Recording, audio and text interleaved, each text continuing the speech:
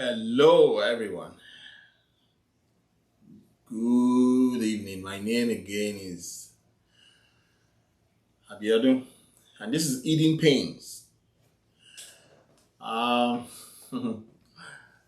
Thank you for staying tuned, and thank you for being a subscriber.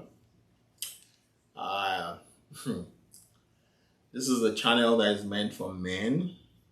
We also talk about women's challenges as well, but this is primarily for men and the challenges they go through in their marriages. Ah, it was of recent that I did a video that had to do with a wife who left the home because the husband was doing Uber. The brother saw this video, I think he's in Nigeria or he's in the UK, and sent me his own story. And that's the story I brought today. It's nice to be here today. If you listen to this story, please listen to the video till the end, because the story will tell you that things are happening. Yes, a lot of things are happening, especially to men, and a lot of men are just keeping quiet. They are not talking about it. This story is giving us the opportunity, to know that men also go through quite a lot of abuse in their marriages. I'll be doing a bit of reading because it sent me a mail, so I'll be reading from his email to me. So please stay tuned, and let me start the story. The story is touching, actually. This story. Okay, yeah, the man is in Canada. He sent it to me from Canada. So, but his story actually begins from Nigeria. Let's dive in.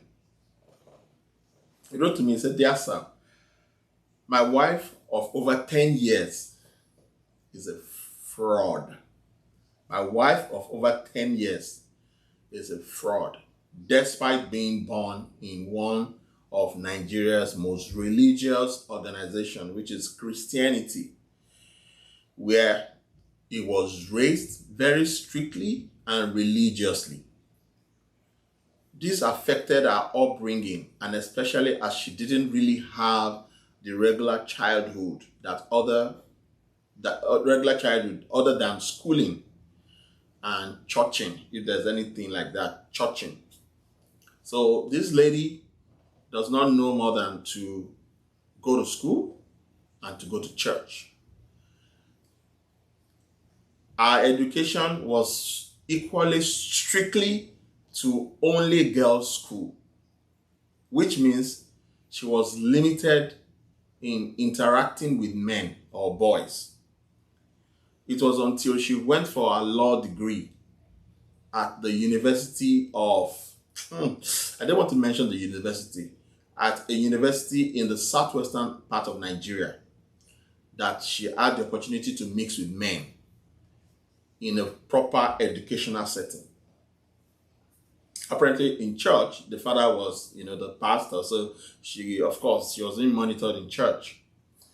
And he didn't say that the father was a pastor, but they were very strict, Christian family. This is apparently why she was a V. She was a V as at the time of marriage. She was a V. The V means that she never knows a man. So she was a V. I'll put it like that, just a V. At the time of marriage. I met her while I was in my final year, and she was in her second year of law degree program. When I went for the National Youth Service in Nigeria, we were still in touch. Apparently, there's something we call National Youth Service, which is compulsory for every person who graduates from any higher institution in Nigeria. It's a compulsory 1-year service to motherland. So when this brother went for the National Youth Service, they were still in touch. She will visit, and I will equally visit her. It was a smooth relationship, and it eventually resulted in our wedding while she was at the verge of attending her own national youth service. So when she was about to go for her national youth service, this brother married her. They got married. It was a good time finally marrying the love of my life. She was as gentle as a dove, owing to her upbringing. I was glad I had married the bone of my bone and the flesh of my flesh, as the Bible had advised. Several years down the line, we had challenges with having children. She would get pregnant, but in a few months, she will lose it due to God only knows what. So this lady would get pregnant while they were married, but she would still lose the pregnancy. My brother was worried, sick. You know, it's normal. In our culture in Nigeria, you are expected, expected in quotes, to get pregnant shortly after marriage. I was not disturbed because I met my wife, a chaste woman, meaning he was the first man that would meet his wife. So he was not bothered. Sometimes maybe if a woman had actually had a very rough past, probably will have challenges with having children. But he was not bothered because he was our first man. We went for medical checkups to be sure none of us have anything eating, which could be reasons why she's losing the pregnancy. But we came back clean, as none of us have any medical condition that could warrant the challenges that we were facing. Apparently, our fate is in the hands of the divine. So it's normal for you to go to checkups to, see if there's anything that is wrong. But in their case, medical checkup was clean. Nothing was wrong with them. They were very okay medically. Let's continue. After 5 years, suddenly God answered our prayers. My wife was pregnant. We were extremely joyful that finally God gave us what we so much desired. We didn't just get blessed with twins. We had them boys and girls. Hey! So they were blessed with twins, after 5 years of waiting. One can only imagine how joyous I was when these children arrived. We moved on as family and God blessed us again 2 years later with another baby girl. So that means they have 2 girls and a boy. Few years later, twins started to turn around for the other way around. Things started to go downhill. My oil and gas business started to dwindle. I started losing clients. Friends who do business with me stopped doing business with me. I was confused on what could have happened. We found it hard to survive as a family because my wife was a busy nursing mother, parenting. She was parenting their children. Her law practice was on hold. All she could do was a few document reviews from home, which brought in little or nothing in terms of income. I became confused as this was not the case before the children came into our lives.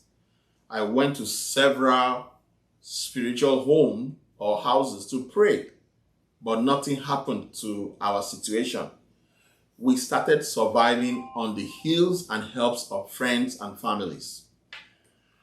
One day, a friend called me aside and asked if I had noticed that since those children were born, things took a turn for the reverse, for the negative. Apparently, since those children were born, this man's business was not going as expected. Things were going really bad for him. Everything that he was doing was not working well. His business apparently just turned 360, especially when they had the last child. He said it there. He said, I flashed back and sincerely, things started changing for me and family few months after the twins were born. It took a total 360 turn when the last child was born. As a man from Edo State, Nigeria, who believes in tradition and as advised by friends and relatives, I sought to ask the gods, the gods of Benin land. Everybody knows the Benin people. So for those who are not Nigerians, Benin is one of the ancient kingdoms in Nigeria. They have a very powerful monarch. He's a very powerful monarch. He's a revered monarch. In fact, I would say he's number one monarch is one of the most prominent monarch in Nigeria. And in Southwest, I think he's number 2 or number 3 monarch in the whole of Southwestern Nigeria. After the Ooni of Ife, then we have the after Ooni of Ife, we have, I think it's Alaafin of Oyo, and then we have Oba of Benin. You see that? But I know Ooni of Ife is number 1. Then you see that Oba of Benin is number 2. So it is in this kingdom that this brother came from. So they have tradition, very ancient tradition, in which they have very solid cultures that are still very potent till date. So my brother had to go and do some verification from his roots. So, listeners, what I discovered was strange. What I discovered was terrific. The gods of the land brought to our notice that my now ex-wife had crossed the line. She had been doing things that are sacrilegious. She had done the abominable, which is against the culture and the ethics of the Benin Kingdom. Like I said, Benin Kingdom is one very powerful kingdom in Nigeria. It's a powerful kingdom such that they have culture, and those culture, there are some things that must be done and must not be done, especially when you are married. When you're a man, there are some things a man must not do. In fact, there are some things a woman must never do once she is married. What did my wife do? After we got married and I disvirged, let me just say DISVIRGINED. After I disvirged her, she had been having an affair or been carrying with the father. She had been having affairs with her father. She has been sleeping with her father who needed help spiritually so he can revitalize his own business that had been in comatose. I was dumbfounded when I heard this. I could not believe that my so-called 3 kids are not mine, but that of my father-in-law. Apparently, the 3 children that he had were not for this man. They were for the father-in-law. I rushed home to confirm from my wife, as I could not believe what the gods of the land had said. She denied at first, but when she saw the Benin priest, so apparently where they went to, the priest told them that she would deny it. So the priest now followed them. The priest was initially waiting in the car because the priest knew that she would deny. And if she doesn't confess, the man had a limited time to buy. He's going to cross over to the other side of the world. But the priest knew that she would not confess, so the priest came with them in the car. The priest was waiting in the car. So when she denied it at first, but when she saw the priest emerge, she confessed when she was told that she was going to go MAD. She was going to go CRAZY if she does not confess. Then she started confessing that her father Her dad is the father of the 3 children. And why was her father doing this to her? Was because her father visited a traditional priest who told him that his business will only revive if that a traditional priest told his father that this business can only revive. The business were in comatose state, and it is only if a Kerewa, his first daughter, after being disvirged by her first husband, because she will remarry again afterwards. Apparently, they've seen it that the daughter will not be only married to one man, the daughter will remarry again.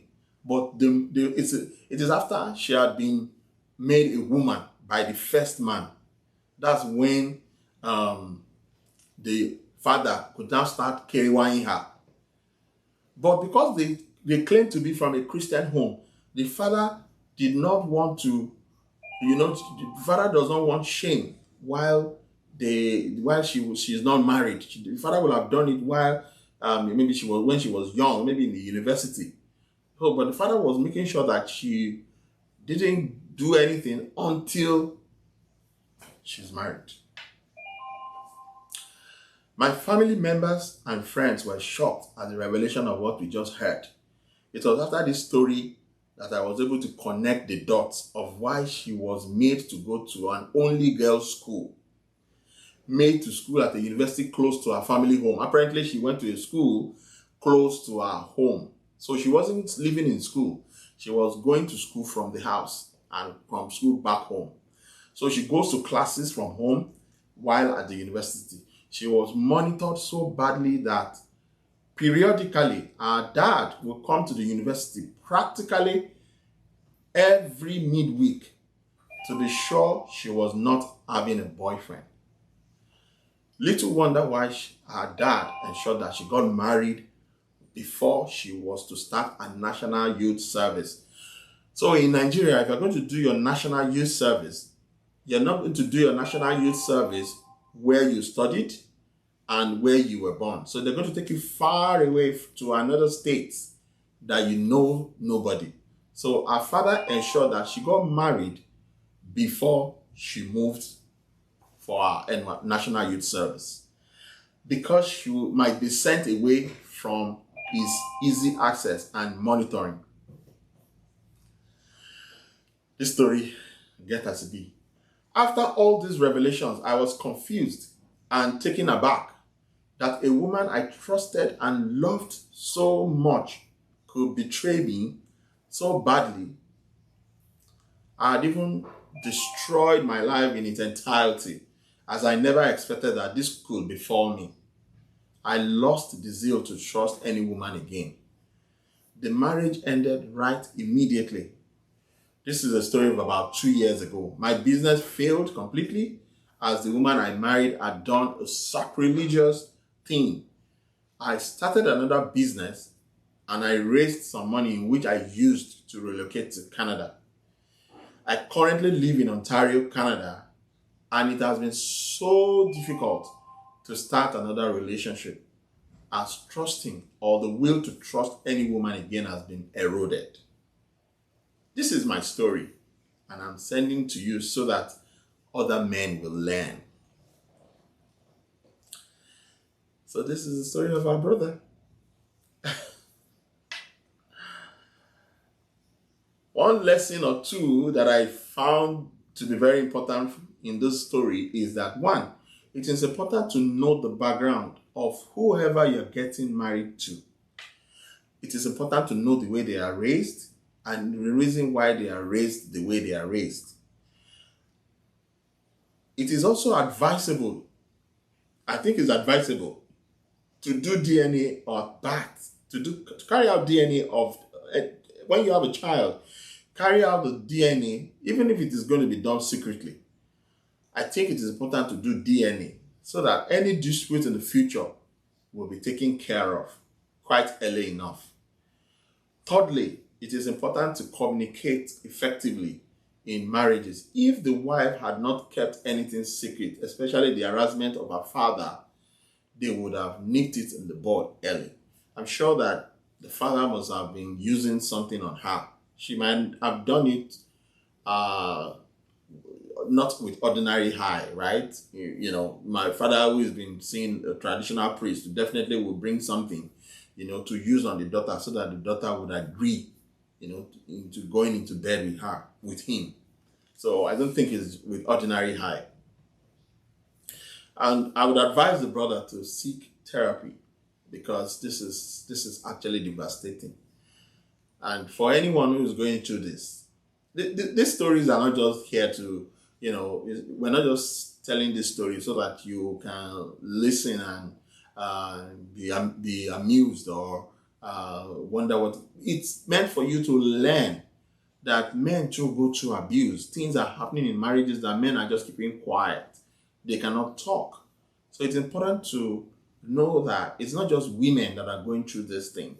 Men also go through it. And there are stories that are coming in. Like I promised, I said I'll be bringing in stories this time around. I have quite a lot of stories that are coming in, and I have a lot to share.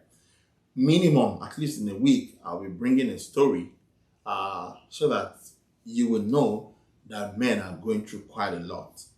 And women too, please bring your story and share with us so that people can learn from these stories. This is the story of my brother. If you have any advice, you can put in the comment section. Please like, subscribe to the channel, and please share so that people will know that things like this are happening.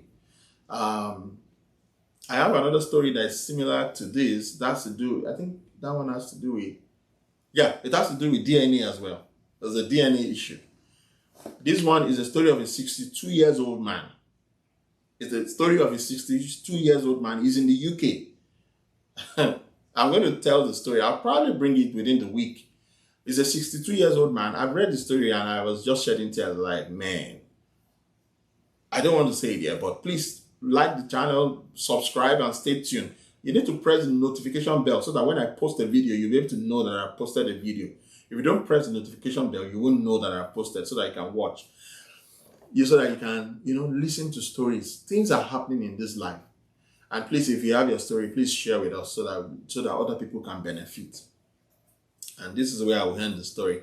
I would advise the brother to go for therapy because there's still love out there. People still, there are good women and there are good men. It's just taking time to find that one that is good and that one that is right. One that doesn't have any skeleton in their cupboard. One that has a very good background. They are still out there, I believe it. I think I've met a couple of them. Yeah. Thank you very much for listening, for watching, for liking, for subscribing. We look forward to getting your story if you have one. Thank you for staying tuned and have a very great week ahead. Thank you.